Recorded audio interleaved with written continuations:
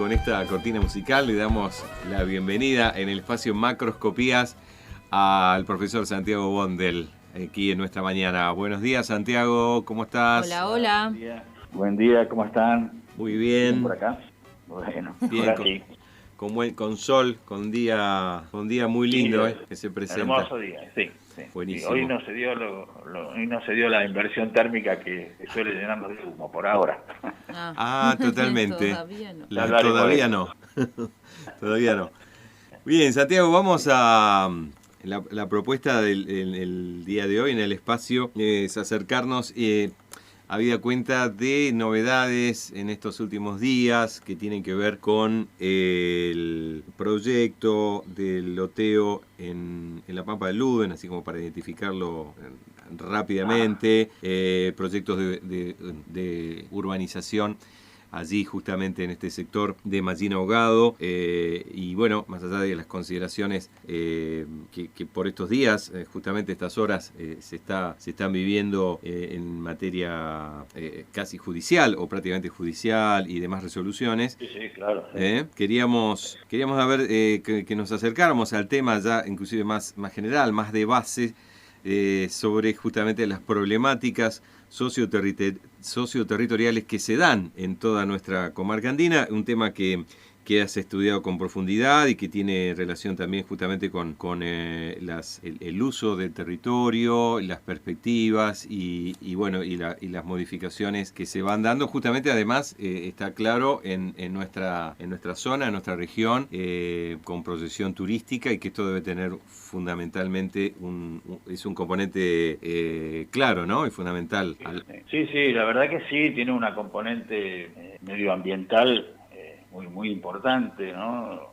En particular Mallín, porque Mallín en sí es un lugar bastante complicado desde el punto de vista de la sustentabilidad por el recurso agua. A diferencia de otros lugares que tienen drenajes mucho más potentes, provenientes de distintas fuentes, Mallín depende de sus cabeceras. De hecho, el centro de esquí está en un lugar excelente. Cuando lo eligieron, cuando cambiaron el Piltri por el Perito, fue una decisión muy acertada desde el punto de vista del aprovechamiento del esquí. Es el único lugar que se puede llegar a las lengas con facilidad, con relativa facilidad con vehículo, ¿no? Claro. Uno va lentamente, asciende y llega, y bueno, y hay un buen lugar para practicar el deporte y subir a la montaña, ¿no? Las lengas en todos lados hay que trepar bastante para llegar, ¿no? Mientras que no es ahí. Entonces, ¿qué sucede con esto?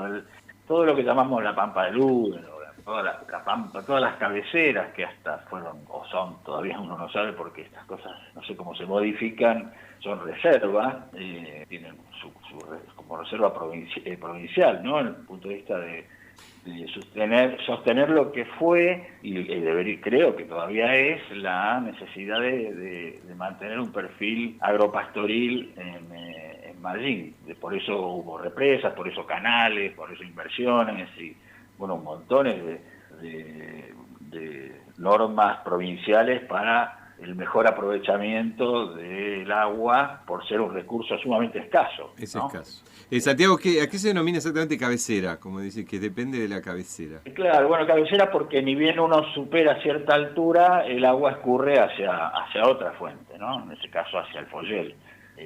O sea, la cabecera sería el área de captura. La más importante, bueno, la tenemos en el mismo cerro, en el Perito, en el Plató, ¿no? Ese lugar tan especial que es el Plató, que bueno, ya está incorporado como un lugar de esquí, un lugar hermoso para esquí de fondo, o travesía y esas cosas, pero que a la vez es un lugar de una fragilidad especial. De hecho, la ley de glaciares creo que si alguna vez se llevara se pone en práctica, si se llevara a reglamentar a punto, sería una zona periglaciar de mucha fragilidad. O sea, ojalá que la práctica del deporte no implique una perturbación de esa esponja extraordinaria que hay allá arriba. Casi uno de los únicos ambientes periglaciares en nuestra zona andina, a la cual se puede llegar caminando, la verdad que claro. Hay que ir a tirar el fuego para eso, así que imagínense. Pero bueno, fuera de eso, un lugar fantástico. Y el tema de perturbar las cabeceras, bueno, es justamente el gran problema, ¿no? Perturbar la cabecera de quien provee el agua superficial y subsuperficial, lo conoce muy bien, qué sé yo, un productor de lúpulo, un productor agropecuario, y uno escucha por radio mismo, ¿no? Hay que limpiar los canales, hay que hacer esto, porque y requiere estar atentos con ello, porque el agua es absolutamente escasa, especialmente en años difíciles, ¿no? Pero aún así es escasa, así que someter a las cabeceras a una subdivisión parcelaria es, desde ese punto de vista, una gran perturbación, a mi modo de ver. Supone una presión demográfica que no es solamente la gente, la presión demográfica implica una cobertura de muchas hectáreas por viviendas, por caminos, por estacionamiento, por una infraestructura de red de energía, de agua, lo cual, bueno, perturbar eso parece innecesario encima, porque obviamente es un buen negocio, seguro. Parece innecesario porque existe el bolsón a 25 kilómetros, o sea, y con suerte alguna vez se podrá llegar con pavimento hasta el mismo cerro y democratizar el uso de la montaña. Y de esa manera tener el centro de servicios, el centro de intercambio, el centro de innovación, el centro cultural, que es el Bolsón, ¿no? Que sería el lugar natural para concentrar población que se relacione con el cerro, por ejemplo, ¿no? Claro, necesariamente la pregunta es cómo se evalúa la dinámica, ¿no? de estos proyectos o del funcionamiento actual Santiago en base a una villa alternativa urbanizada, o cuáles son los peligros para, además de Mallín, como vos decís, y el abastecimiento del agua, bueno, de la dinámica social, ¿sí? Sociopolítica de el mismo centro hoy urbanizado ya del Bolsón, respecto a ese loteo allí en el Perito Moreno. Está muy bien lo que decís. En realidad, esta especie de desautorización de lo reglamentado, y encima sin consenso social, creo yo, por lo menos, implica generar un antecedente para que justamente con el gran incendio de este año, en Golondrinas y Hoyo, se puede ver lo que significa el sobreparcelamiento como consecuencia en un área de baja densidad, donde en este caso, bueno, fue la desgracia, ¿no? Asociada a un montón de cuestiones ambientales y semiurbanas, porque encima todo este tema de los pH, ¿no? O sea, la propiedad horizontal llevada al campo, esta cuestión que ni siquiera es periurbano, porque es rural, es precisamente rural. Claro, es un área rural donde se urbaniza el área rural, pero bueno, requiere, o sea, no se ve la necesidad. Si está el Bolsón, y ni siquiera podemos atender bien a las periferias, donde no tenemos ni veredas en algunos casos, o caminos bien hechos, donde no es por una gestión solamente, es porque es un lugar difícil y en gran expansión, y vamos a tener que ir a atender a un lugar a que después habrá que llevar seguridad, habrá que llevar residuos, habrá que llevar todos los servicios que son públicos, o sea que a la larga se pagan públicamente, además de la infraestructura, ¿no? Así que es una visión que no es caprichosa la que estoy diciendo, y tampoco es únicamente la mía. Yo lo que veo es, por un lado, una perturbación negativa, fuertemente negativa, y que no necesita... podemos tener un hermoso lugar de esquí sin tener eso. No hay necesidad de alterar el ecosistema, ¿no? Teniendo una ciudad como la que tenemos tan cerca. De hecho, hasta resulta notable cómo de alguna manera se ve que hay una especie de tendencia hacia el norte para facilitar la llegada desde Bariloche, con lo cual Bolsón quedaría como el derrame nomás, a ver si le queda algo al derrame y aportar mano de obra no especializada, ¿no? Yo no sé si se entiende, voy muy rápido quizás, ¿no? No, se entiende perfectamente. Hay una en la conexión directa digamos, de ahora esta supuesta urbanización, de concretarse con la ruta 40, estaría, digamos, casi eludiendo prácticamente al Bolsón. O sea, prácticamente no tendría... pero uno mismo lo ha usado porque es práctico. Claro, sí, es así. Yo creo que en realidad el tema de tener esta cosa de derrame para proveer servicios y mano de obra no clasificada y siendo que somos los propietarios genuinos, digamos, en el buen término del recurso, o sea, y del escenario. Es Sí. el patrimonio del Bolsón, está en el ejido del Bolsón.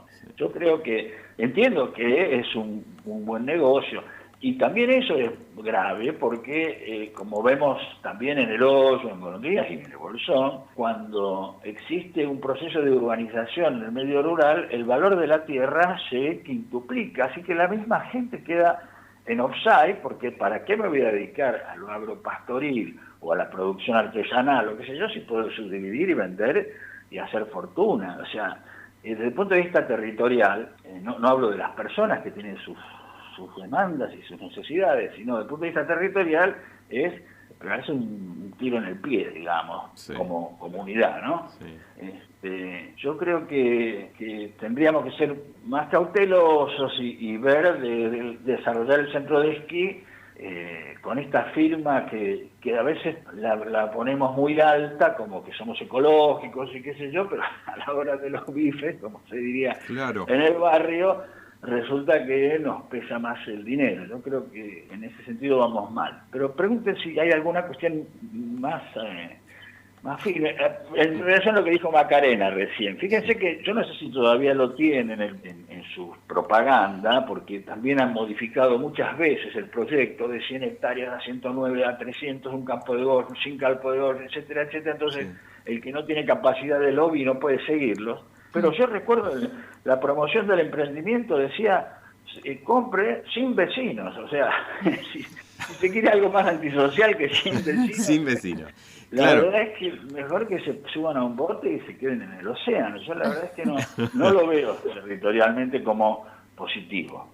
Claro, acá hubo siempre una argumentación por parte de la empresa, que son dos empresas pero que están, o sea, íntimamente ligadas, de lo mismo, indicando que de la viabilidad o sustentabilidad de la explotación, digamos, del esquí, de la nieve en el cerro, atada a la existencia, directamente a la conformación de una villa turística de cierta élite, ¿no? O sea, como que no podría funcionarse ni sustentarse sin esto. Esto fue un argumento que siempre se presentó, ¿no? Yo leí hace tiempo, porque también han modificado todos los proyectos, en ningún lugar lo sustentan con números eso, se lo dice, pero uno va y ve que hay máquinas, es más, lamentablemente hay máquinas de arrastre en el plató, lo cual desde el punto de vista ambiental no es muy positivo, y ojo, yo para nada estoy en contra del centro de esquí, es fabuloso poder tenerlo. Es como vivir en la playa y no usar la playa porque la contamina, no, la usan, pero tengo un resguardo, digamos.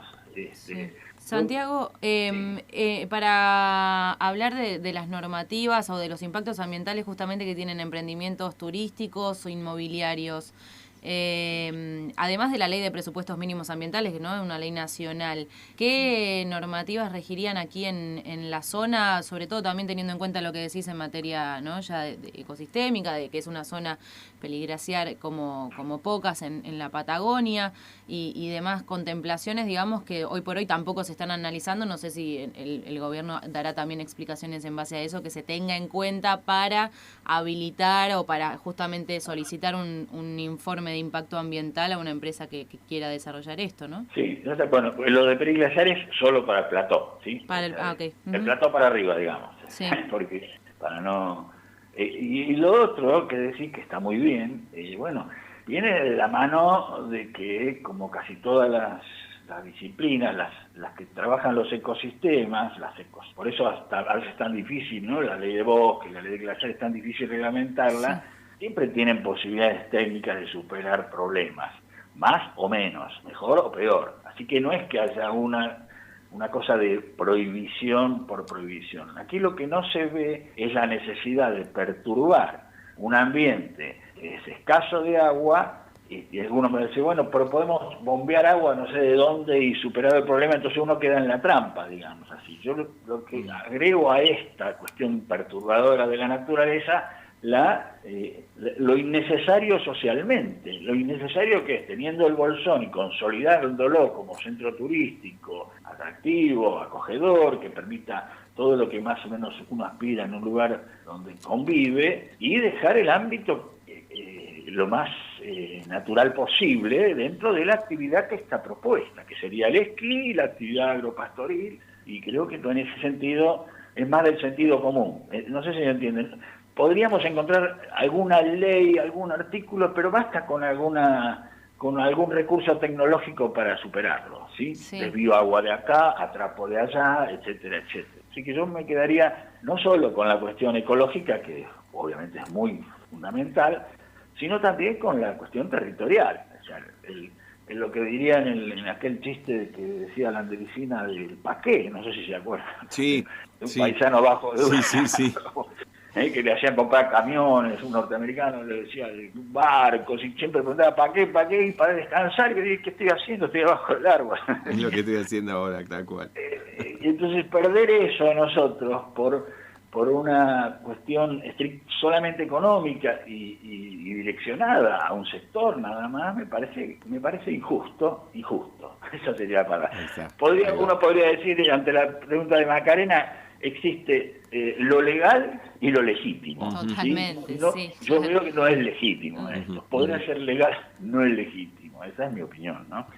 Como vecino. Santiago, muchas gracias por todo esto, el espacio, y bueno, nos vamos a encontrar la semana que viene.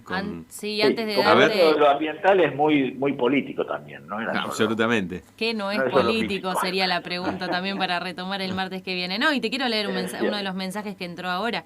Dice, muy bueno quien habla, muy claro, súper interesante todo lo que explica, y aclarar que no es contra el centro de esquí, sino contra el loteo es importante también, bien por ustedes, y ponen ahí muchos iconitos de aplausos y manitos para arriba, aludiendo a que se suman también al aire de Ventana Andina con las opiniones y las reflexiones que propusiste, Santiago, por eso te queríamos leer. Este mensaje es de Agustín, en este caso, así que ahora sí, con estos mimos de los oyentes, te saludamos y te decimos que nos reencontramos el martes que viene. Muy bien. Dale. Bueno, gracias por escuchar. Saludos allá. Chao, chao. Un abrazo. Gracias.